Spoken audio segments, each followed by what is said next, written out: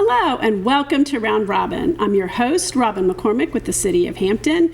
And today we are going to talk with one of our youth grant recipients. It is Quality of Life, both counseling and an associated nonprofit. My guest is Dwayne Hickman. Welcome, Dwayne. Thank you so much for having me. So I think, it's very exciting what the city is doing and what, is going on around the topic of youth violence prevention. Sure. Tell us a little bit first about your nonprofit, but also about your business and how that sort of fits. Okay, so Quality Life Counseling Center was started in 2013 with a mission to help at-risk youths and their families. We started out by becoming licensed by the Department of Behavioral Health and Developmental Services to offer such programs as intensive in-home counseling, mental health skill building, and therapeutic day treatment. Along the process between 2013 and 2016, we saw many youth that just didn't qualify for services, whether it was they didn't have a right diagnosis, they didn't have insurance, or maybe the insurance provider said, hey, some issues going on, but not really enough to qualify them for services. So we kind of got tired of telling parents, hey, there's nothing that we can do for the youth. Mental health is difficult in terms of funding and even enough providers. I mean, it's a real challenge. So thank you for helping to fill that gap. Absolutely, yes. So in 2016, we said, hey, we can make a difference as well for those that don't qualify for services. And that's how Quality Life Inc. was started. So it was really started as like a gap builder to make sure that those who didn't qualify for services but really truly need help could still get help. So we began. That's just really amazing right there. Is, you look and you see, here, all the people we're helping, but if we did this, we could help that many more. Absolutely. Yep. And so the nonprofit was started for just what you said, that we could just expand and reach a bigger audience by just providing those pro bono services. So in 2016, Quality Life Inc. was created, and we no longer had to tell parents, hey, there's nothing that we can do for you. So people that would get children and youth that would get referred over to us, if they didn't qualify for services, we would take them through our nonprofit and then provide them with those pro bono services. So you are based where? So our main location is in Hampton off of Cunningham Drive.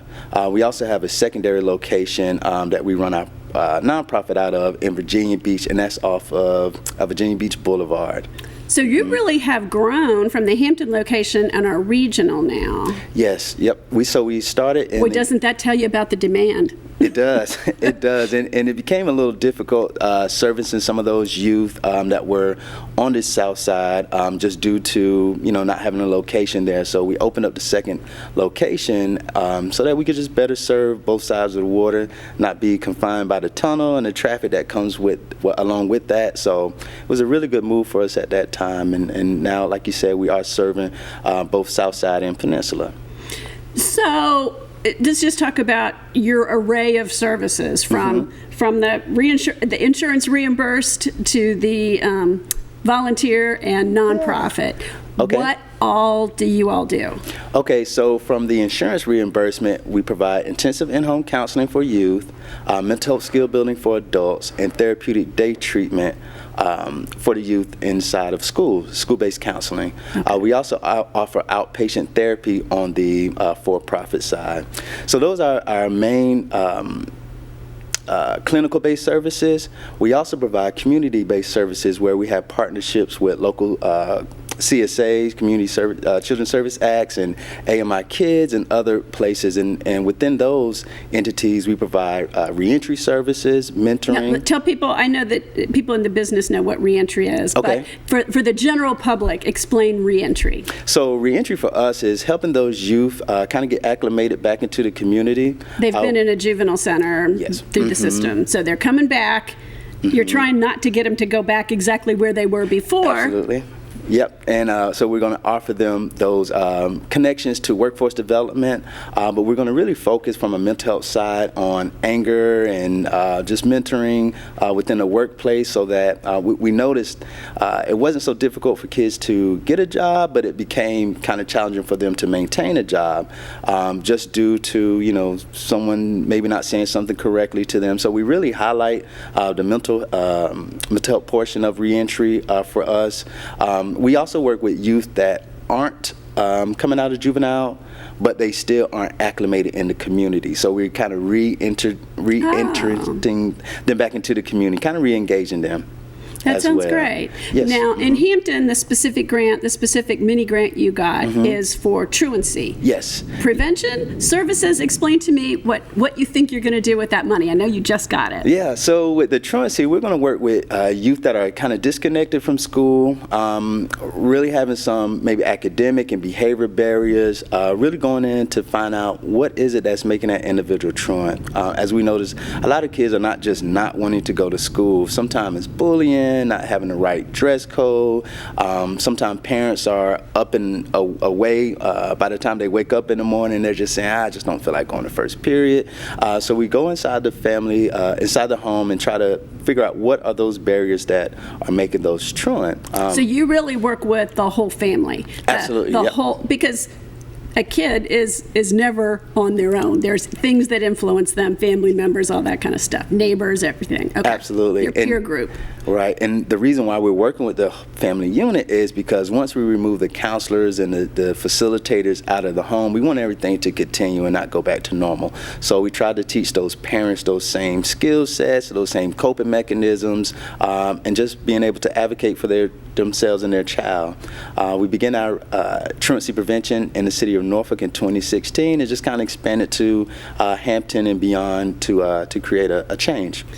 So in working with truancy issues, you are working with people who already have problems through the schools, you're getting referrals?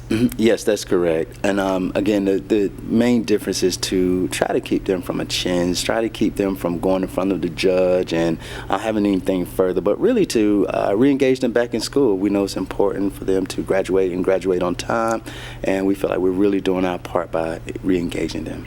And no child is an island, so you work with the whole family, the situation that they're in, because that can be not necessarily part of the problem, but you can shift that to be maybe more supportive. Absolutely, and sometimes it definitely is a part of the problem. So re-engaging the parents, allowing them to know how important it is for their child to at least graduate from high school, and just making sure that they're placing their child in the best opportunities. And how to support, reinforce, whatever, to create that kind of parenting situation too. I think it's hard, if a kid, especially for a single parent, if a kid starts to go astray, you're like, I don't know what to do, man. I'm lost here. Right, absolutely. So building a relationship and strengthening the relationship within the parent and the child is so important, because a lot of times that's broken for various reasons. So we want to be supportive to make sure that they're re-engaged, they're in a good place, and we really find that helps when the parent's involved.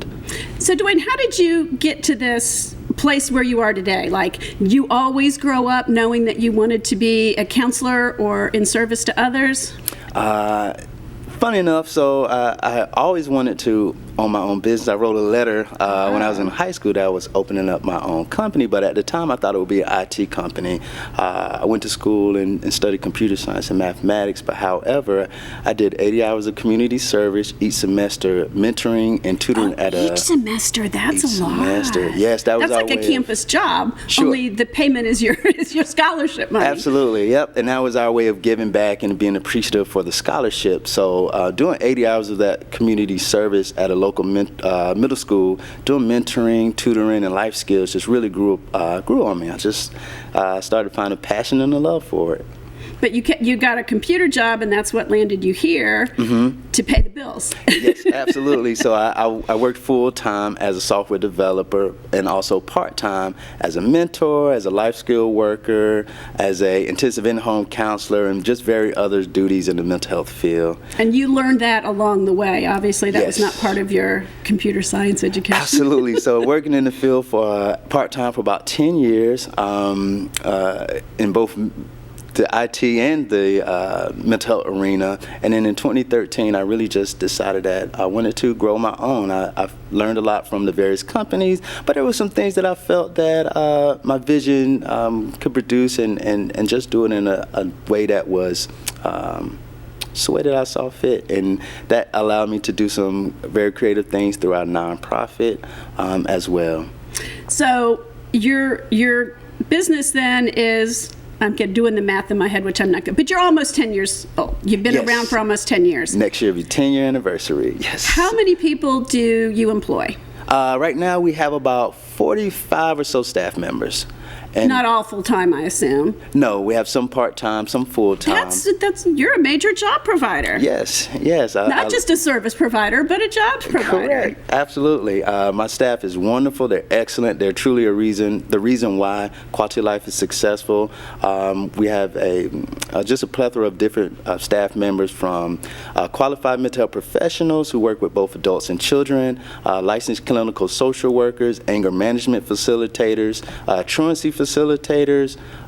We have great office management, program management that really kind of make sure that we're kind of dotting all our I's and crossing our T's. So excellent core staff members that we like to look at as our Quality Life family. Now, okay, speaking of family, I'm going to ask you to ballpark. Okay. How many kids or families do you think you have worked with and helped? Your group, not you personally.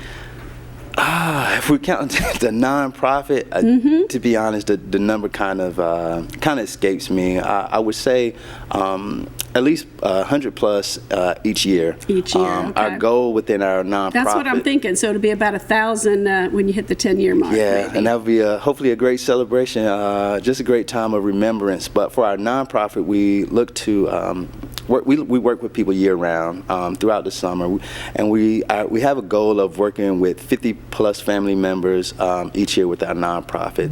The for-profit, we're as good as the referrals that come to us. Right, Yes. right. Well, that's exciting. Dwayne, is there Yes. anything else you want to add before we close?